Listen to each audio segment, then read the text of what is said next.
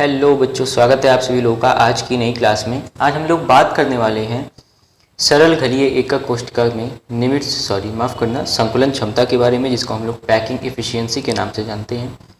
यहाँ पे हम लोग सबसे पहले बात करेंगे कि एफसीसी या सरल घलीय एकक कोष्ठका होती क्या है। तो भैया ऐसी एकक कोष्ठका जिसके प्रत्येक फलक के कोनों पर, मतलब प्रत्येक कोष्ठका के कोनों पर एक एक परमाणु उपस्थित होते हैं, उसे हम लोग क्या कहते हैं? एकक कोष्ठका, सरल घनीय एकक कोष्ठका कहते हैं भैया। ठीक। दूसरी बात, इसकी संरचना इस प्रकार नहीं बनती है, आप सभी जानते हैं। इसकी संरचना को हम लोग अणुओं के माध्यम से दर्शाते हैं, जैसा कि आपको इस फिगर में दर्शाया गया है। अगर यहाँ पे हम लोग इन दो अणुओं को लेते हैं और इसका चित्र यहाँ पे इस प्रकार व्यवस्थित करते हैं, तो अभी अगर हम लोग देखें तो यहाँ पे अगर इसकी देखें तो ये इसकी एक भुजा का मान a होगा। ठीक।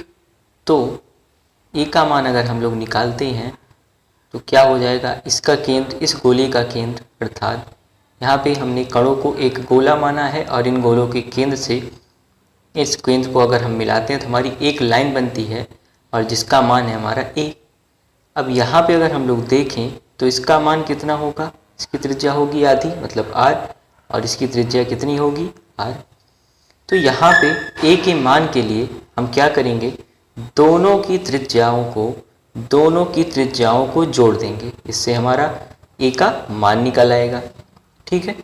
अब ये आप इसके साथ कर सकते हैं, ठीक है, या इन दोनों कणों के साथ कर सकते हैं, या इन दोनों कणों के साथ कर सकते हैं। आप जैसा चाहें उसके साथ आप उस तरीके से इसकी त्रिज्या निकाल सकते हैं।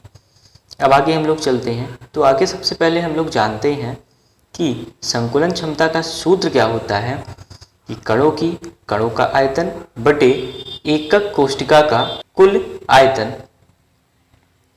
कणों का आयतन बटे एकक कोष्ठका का आयतन और गुणे में 100 × 100। ठीक है।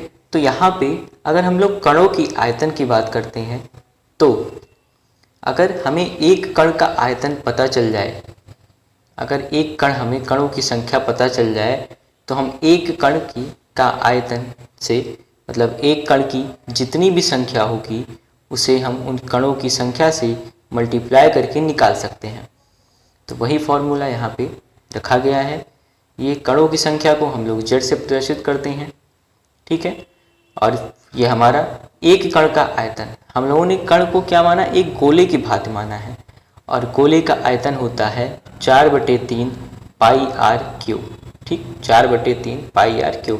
यहाँ पे हम लोग इस आयतन का मान रख देते हैं।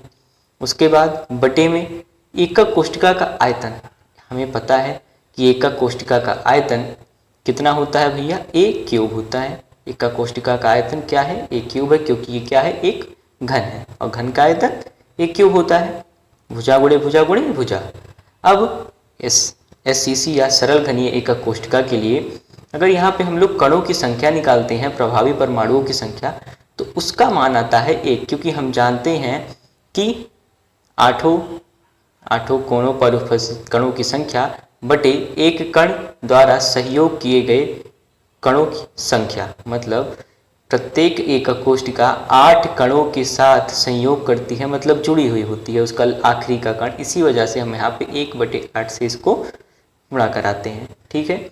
यहाँ पे उसका मान आता है 8 × 1/8। अगर आपको नहीं समझ में आ रहा कमेंट कर सकते हैं, आपके लिए हमने अलग से वीडियोस आपको मिल जाएंगे जहाँ पे आपको एकक कोष्ठका के बारे में सारी चीज़ें बताई गई होंगी। अगर आपने एकक कोष्ठका के बारे में नहीं जानते तो आपको ये वीडियो नहीं समझ में आएगी। ठीक है। वैसे मैं समझाने का पूरा प्रयास करूँगा। दूसरे, अब हम क्या करेंगे, यहाँ का मान हमने 1 रख दिया। ठीक है। 4/3 πr³ ये हमारा हो गया, और अपॉन 2r³, a का मान हमारा 2r था।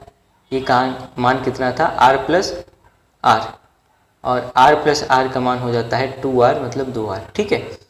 इंटू 100 × 100। ठीक है। अब आगे हम लोग क्या करेंगे? आगे हम लोग चलिए अगले पेज पे चलते हैं और इसको सॉल्व करते हैं। ठीक है। ये हम पहुंच गए नेक्स्ट पेज पे अपने।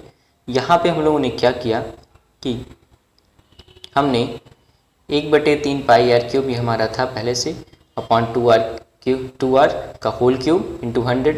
अब यहाँ पे अगर हम लोग तो क्या करेंगे, यहाँ पे हम लोग 2r को अगर मल्टीप्लाई करवाते हैं तो यहाँ पे हमारा हो जाएगा 8r क्यूब।